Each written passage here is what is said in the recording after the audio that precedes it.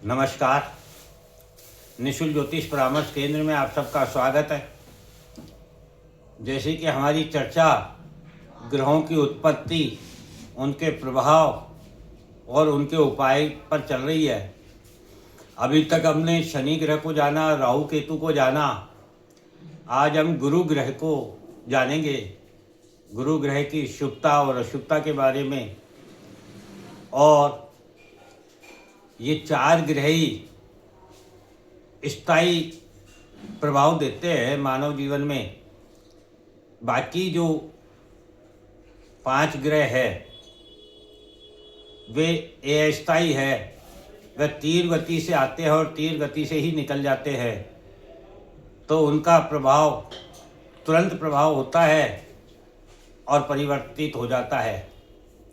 इस प्रकार से गुरु ग्रह को यदि हम समझे तो गुरु ग्रह को बृहस्पति कहा जाता है। बृहस्पति गुरु ऋषि अंगिरा के पुत्र हैं। गुरु ग्रह को धर्म एवं शुभता की वृद्धि के कारक ग्रह माना गया है। गुरु को 2 राशि प्राप्त है। 9 नंबर धनु राशि जो कि अग्नि तत्व की है, देव स्वभाव रखती है, जो बुराई पर अच्छाई की विजय को बताती है। धनु राशि के स्वामी गुरु है। प्रतीक चिन्ह जो है धनु राशि का, वह घोड़े पर सवार तीरंदाज निशाना साधते हुए है। अर्थात धनु राशि हमें बताती है कि जीवन में पशुता से मानवता की ओर जाने के लक्ष्य को निर्धारित कर कर्म की ओर बढ़ना चाहिए। पशुता क्या है? भोग की प्रवृत्ति ही पशुता है। स्वार्थ की प्रवृत्ति, मैं, अहम, अहंकार, ये सब पशुता के चिन्ह हैं। और मानवता क्या है? भोग, बंधन और माया से मुक्ति ही मानवता है। मुक्ति हेतु साधना करनी होती है। साधना धर्म के द्वारा संभव है और मुक्ति ही मानव का धर्म है। यही धनु राशि हमें बताती है। दूसरी राशि है 12 नंबर मीन राशि, जो जल तत्व की है, देव स्वभाव की है, जो बदलाव को दिखाती है। पूर्व स्ट्रक्चर या पूर्व परिस्थितियों को संपूर्ण नष्ट करके नई शुरुआत का जो बीज उत्पन्न करती है वह मीन राशि है। जैसे हिमालय की बर्फ से पिघलकर पानी जो जल है वह बर्फ का पानी बनकर नदियों के द्वारा पहाड़, पत्थर, रेतीले स्थानों से संघर्ष करते हुए भिन्न भिन्न मार्गों से गुजरकर समाज को शुद्ध, पवित्र, निर्मल जल उपभोग जीवन यापन हेतु देते हुए अंत में सभी नदियां महासागर में जाकर विलीन हो जाती है। और महासागर का जो जल है वह सूर्य की उष्णता, गर्मी को प्राप्त कर वाष्प बनकर बादल में परिवर्तित होकर पुनः वर्षा के रूप में पृथ्वी को जल प्रदान करती है।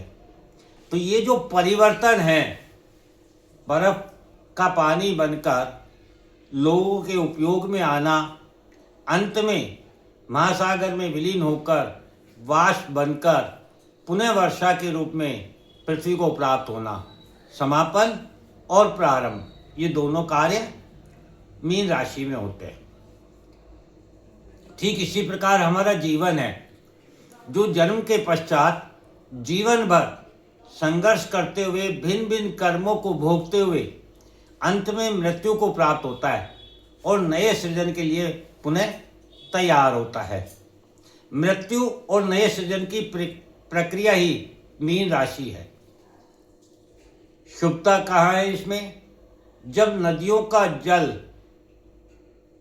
हो या मानव जीवन हो समाज के लिए अनुपयोगी हो जाता है तो उसका समापन यानी अंत करके पुनर्निर्माण की प्रक्रिया करना ही शुभता है, जो मीन राशि के द्वारा किया जाता है। यह हमारे विचारों के द्वारा भी देखा जाता है। हमारे विचारों में शुभता लाने का कार्य मीन राशि के द्वारा ही किया जाता है, जिसमें विचारों के विकार को समाप्त होना होता है।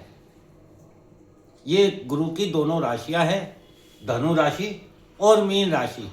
मानव जीवन में किस प्रकार से ये कार्य करती हैं, इसका क्या महत्व है।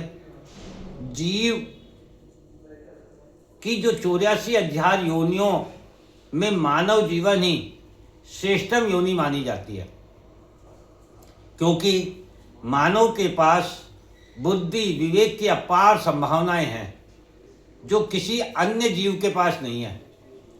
मानव जीवन को त्रिदेवों ने अपने से भी उच्च स्थान प्रदान किया है, क्योंकि मानव अपनी भक्ति साधना और ईश्वर के प्रति आस्था विश्वास एवं प्रकृति से प्रेम के द्वारा त्रिदेवों को भी वरदान देने के लिए विवश कर सकता है।